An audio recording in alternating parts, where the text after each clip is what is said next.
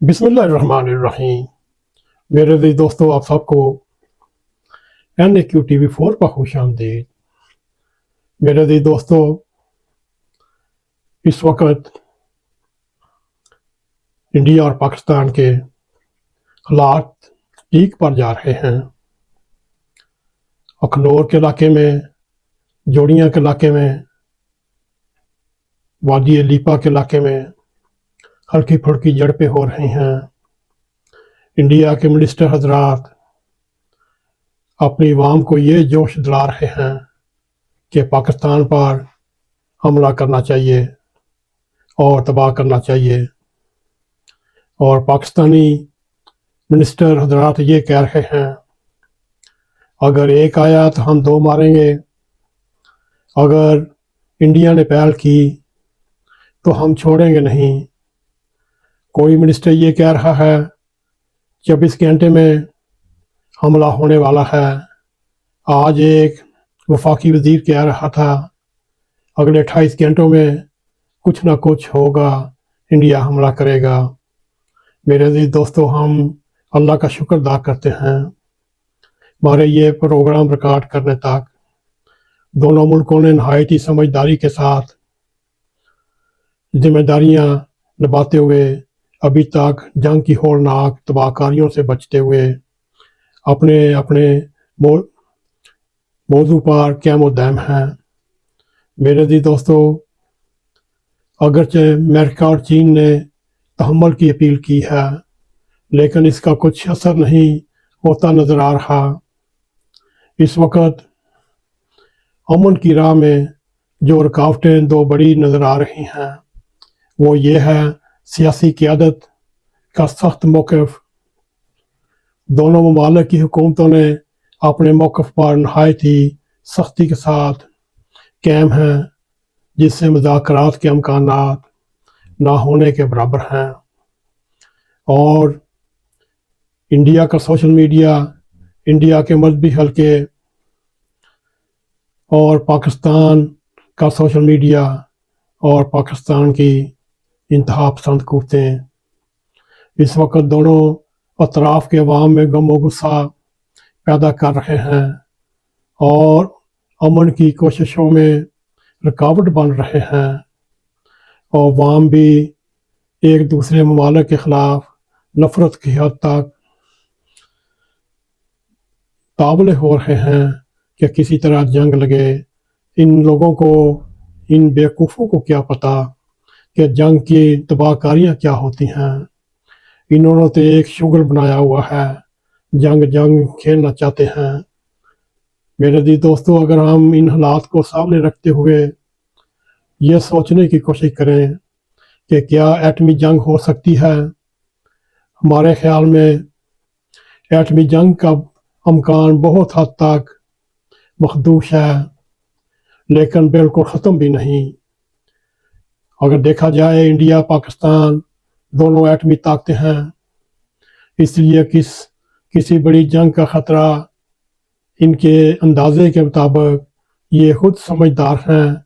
इनको पता है एटमी जंग के असरात क्या होते हैं, तबाहकारियाँ क्या होती हैं।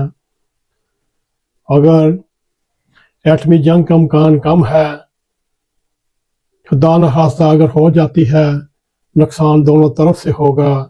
एटमी हमले के नतीजे में दोनों मुल्कों को नाकाबिले तलाफ़ी नुकसान पहुँचेगा, जिसका असर फ़ौज पर ही नहीं, आम शहरियों पर, माशियत पर, माहौल और आने वाली नस्लों पर पड़ेगा, क्योंकि मरने वालों ने तो मर जाना है, उन्होंने बाप बांध कर उड़ जाना है। जो ज़ख्मी होंगे वो जिंदा दरगोर होकर अपनी बकाया ज़िंदगी गुजारेंगे। मेरे अज़ीज़ दोस्तों, आने वाली नस्लें अपाज पैदा होंगी।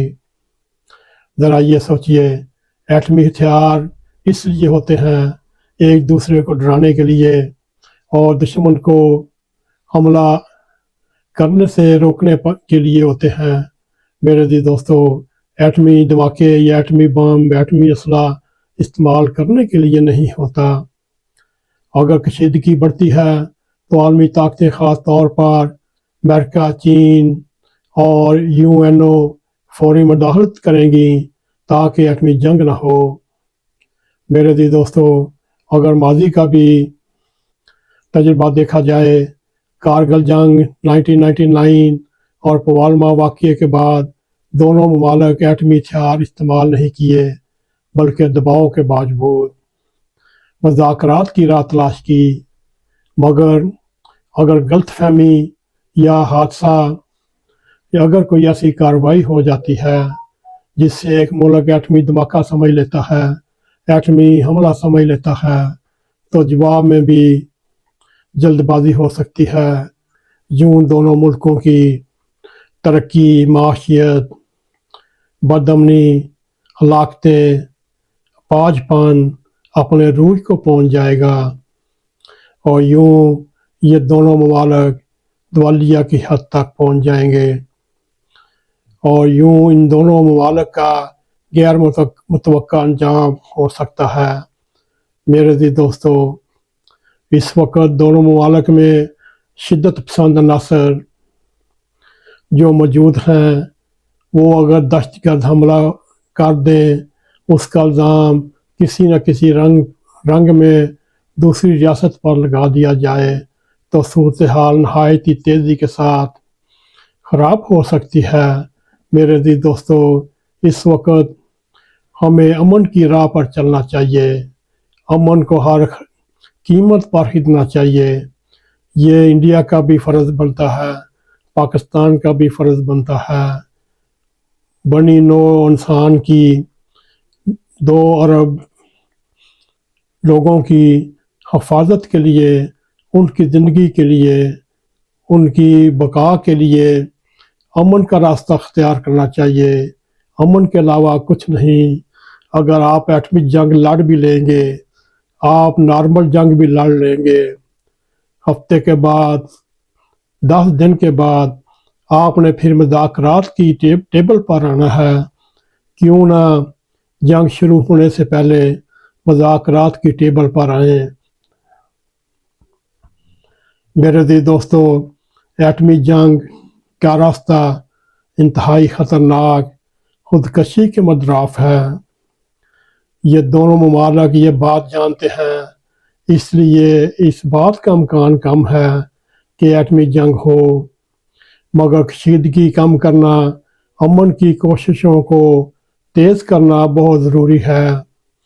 کیا آپ چاہتے ہیں میں آپ کو بتاؤں، اگر خدا نخواستہ ایٹمی جنگ ہو تو اس کے ممکنہ اثرات کیا ہوں گے؟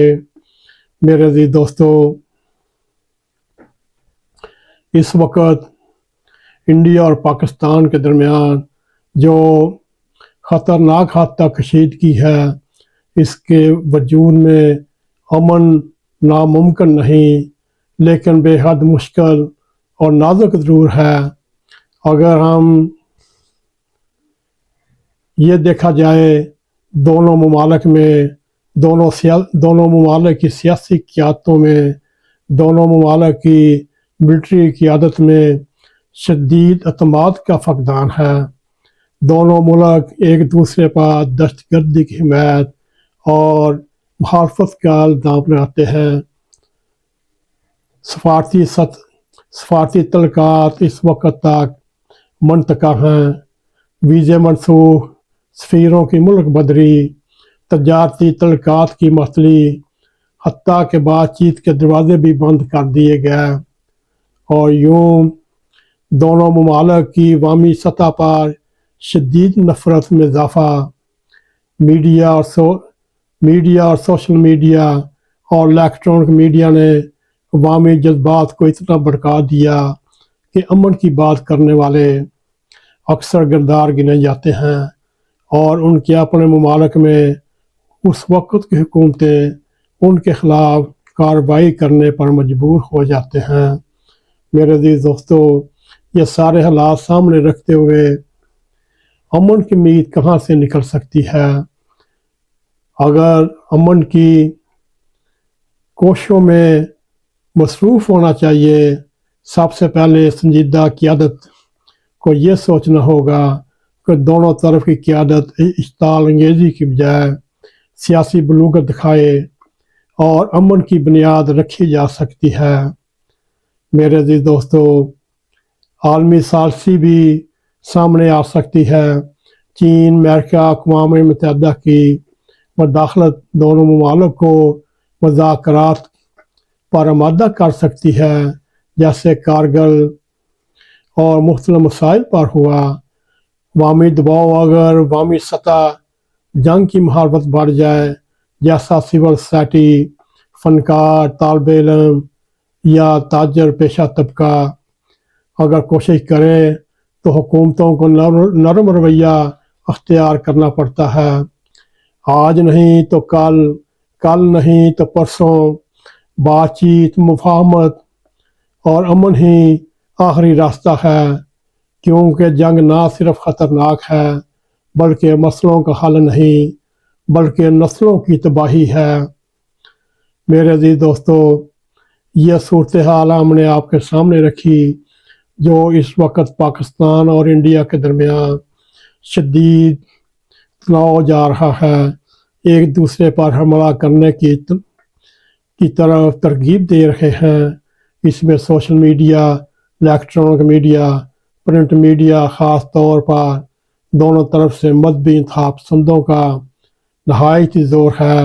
کسی طرح دونوں ممالک میں ایک دوسرے پر حملہ ہو اور یوں دونوں ترقی کرتے ہوئے ممالک تباہ و برباد ہو جائیں اور آنے والی نسلیں ایٹمی جنگ کا خمیازہ بھگتتے رہیں۔ میرے عزیز دوستو، یہ ہماری ایک ہلکی سی کاوش ہے امن کے لیے۔ اللہ کرے دنیا میں امن قائم ہو، چاہے وہ غزہ ہو، چاہے فلسطین ہو، چاہے کشمیر، چاہے انڈیا، چاہے پاکستان میں ہو۔ اللہ تعالیٰ امن قائم کرے اور دنیا کو امن و سکون سے رہنے کی توفیق عطا فرمائے۔